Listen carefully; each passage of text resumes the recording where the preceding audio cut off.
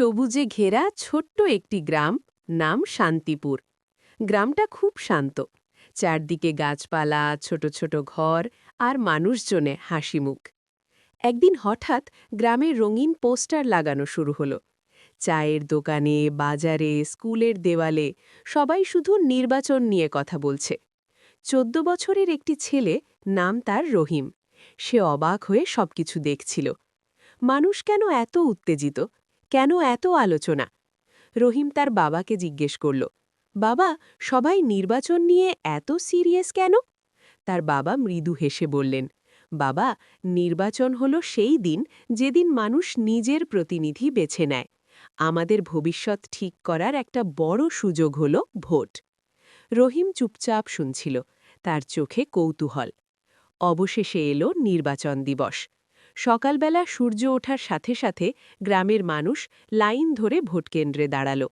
কেউ তাড়াহুড়ো করছে না, সবাই শান্তভাবে অপেক্ষা করছে। হঠাৎ রহিম দেখল এক বৃদ্ধা লাঠি নিয়ে ধীরে ধীরে ভোটকেন্দ্রের দিকে হাঁটছেন। তার বয়স অনেক বেশি, হাঁটতেও কষ্ট হচ্ছে, তবুও তিনি এসেছেন। রহিম অবাক হয়ে জিজ্ঞেস করল, দাদি, আপনার তো অনেক কষ্ট হচ্ছে, আপনি কেন এলেন? বৃদ্ধা মৃদু হেসে বললেন, বাবা, আমার একটা ভোটও গুরুত্বপূর্ণ। এই ছোট্ট ভোটই আমাদের ভবিষ্যৎ গড়ে দেয়। যতদিন পারি আমি আমার দায়িত্ব পালন করব। রহিমের মনে কথাগুলো গভীরভাবে গেঁথে গেল। কয়েকদিন পর ফলাফল ঘোষণা হল। গ্রামের মানুষ শান্তভাবে ফলাফল শুনল। কেউ খুশি, কেউ চিন্তিত, কিন্তু সবাই একমত, এটাই গণতন্ত্রের সৌন্দর্য।